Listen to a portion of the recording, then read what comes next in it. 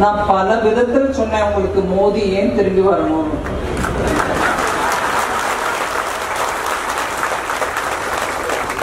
இந்த நாட்டுல எப்போதும் பார்க்காத அளவு கரப்ஷனை இல்லாம கிளீனா நாட்டுக்கோசம் எனக்கோசம் இல்லாம தனக்கோசம் இல்லாம நாட்டுக்கோசம் இருக்கிற ஒரு பிரைம் மினிஸ்டர் மோடி. அது மீனவன் கஷ்டப்பட்டாலும் மத்ஸ்யக்காரன் கஷ்டப்பட்டாலும் ஒரு மலையில இருக்கிறவன் கஷ்டப்பட்டாலும் ஐயோ அங்க கஷ்டப்படுறான் நீங்க போங்க போய் அவனுக்கு ஹெல்ப் பண்ணு அவனுக்கு என்ன பண்ணணுமோ பண்ணி கொடு அப்படின்னு எங்க எல்லாரையும் வேலை வாங்குறதுக்கு திறமை இருக்கிற ஒரு இப்ப வரைக்கும் நம்ம நிறைய கவர்மெண்ட் பார்த்திருக்கோம். பிரைம் மினிஸ்டரும் இருப்பார் மந்திரிகளும் இருப்பார். ஆனா இந்த பிரைம் மினிஸ்டர் இருக்கா இரு மினிஸ்டர் இரு ஆனா வேலை பாரு போ அங்க போ இங்க போ அங்க போ வேலையை பண்ணு அதுக்குதான் நீ மினிஸ்டர் அப்படின்னு சொல்ற பிரைம் மினிஸ்டர். எனக்கு பின்னால யாரோ என்ன நான் பிரைம் மினிஸ்டர் தான் எனக்கு பின்னால யாரோ இருந்தது பிரைம் மினிஸ்டர் ரிமோட் கண்ட்ரோல்ல வச்சு நடத்துற பிரைம் மினிஸ்டர்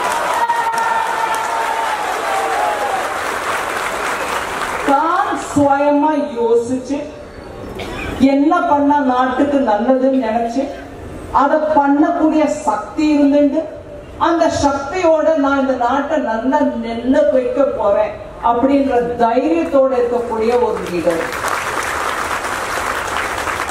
அந்த தைரியம் இல்லாம நம்ம அப்படியே கோழையா உட்கார்ந்துட்டு இருந்தா என்ன ஆச்சு? 10 வருஷம் பார்த்தேன். நம்ம நாடு எங்க போச்சு நம்மளே கேட்கிற நிலைமையில இருந்தோம். யாராவது நம்ம சொல்ற பேச்ச கேட்பாளா? யாராவது நம்ம சொல்ல கேட்கறதுக்கு மரியாதை கொடுப்பாளா? அப்படிங்கிற அந்த நிலைமை போய் இன்னைக்கு பாரத தேசம் அப்படின்னா எல்லாரும் ஆச்சரியமா பாக்குறாங்க. எப்படி எப்படி இப்படி முன்னேறி இருக்கு? எப்படி இவளுக்கு இவ்வளவு தைரியம் வந்திருக்கு? எப்படி எல்லா ஊர்லயும் நல்ல குழைச்சும் நல்ல முன்னேறி இருக்காளே எப்படி முன்னேறி இருக்கான்ற பயத்தறிச்சல் இருக்கிறவா நிறைய பேர் இருக்கா. அதனாலதான் ஒரு சோல்ஜர் திருப்பி கொடுத்த பாகிஸ்தான் பிரைம் மினிஸ்டருக்கு நோபல் பிரைஸ் வேணுமா?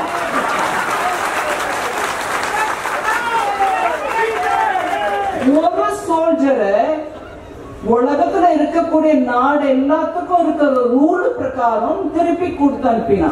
ஆனா அதே பாகிஸ்தான் முன்னா நம்மளோட ஒரு சோல்ஜரோட கண்ணை பறிச்சு வயத்தை பறிச்சு அவன் தலைய உடைச்சு அனுப்பின அதே பாகிஸ்தான் கிட்ட இருந்து நம்ம நியாயமா அந்த குடும்பத்துக்கு நியாயம் வழங்க முடியாம இன்னைக்கு இருக்கோம். ஆனா அந்த சந்தர்ப்பத்துல ஒத்தனை திருப்பி கொடுத்து அனுப்பினதுக்கு அவ நாட்டுல அவனுக்கு நோபல் பிரைஸ் கொடுக்கணும்னு சொன்னா அவன் சொல்லிட்டு போட்டோம். நம்ம எதுக்கு அதுக்கு சப்போர்ட் பண்ணணும்? அதனால அவனுக்கு நோபல் பிரைஸ் கொடுக்கணுமா இருக்கணும்.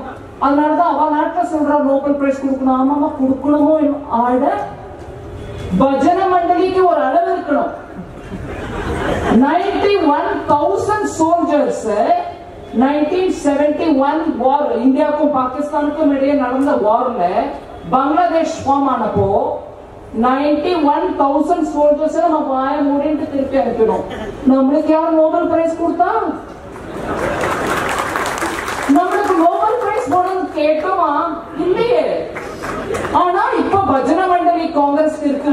மீடியால சில பேர் இருக்கா, தப்பா நினைச்சுக்காதீங்க. மீடியால இருக்கா சில பேர் எழுத்தாளர்கள் இருக்கா, சில பேர் காலேஜ்ல வேலை பார்க்கறா. இவ எல்லாரும் சேர்ந்து ஆமா ஆமா பாகிஸ்தான் பிரைம் மினிஸ்டருக்கு நோபல் பிரைஸ் கொடுத்தவங்க அவன், பிகாஸ் அவன் ஸ்டேட்ஸ்மேன் ஆகும். அவன் ஸ்டேட்ஸ்மேன். நானும் விக்டிம் சொல்லி அடையிற பாகிஸ்தான், டெரரிசம்க்கு நானும் விக்டிம் சொல்லி அடையிற பாகிஸ்தான் ஏன் கண்ட்ரோல் பண்ண முடியல உன்னால டெரரிசம்? நான் உனக்கு கண்ட்ரோல் பண்ணி காமிச்சேன்.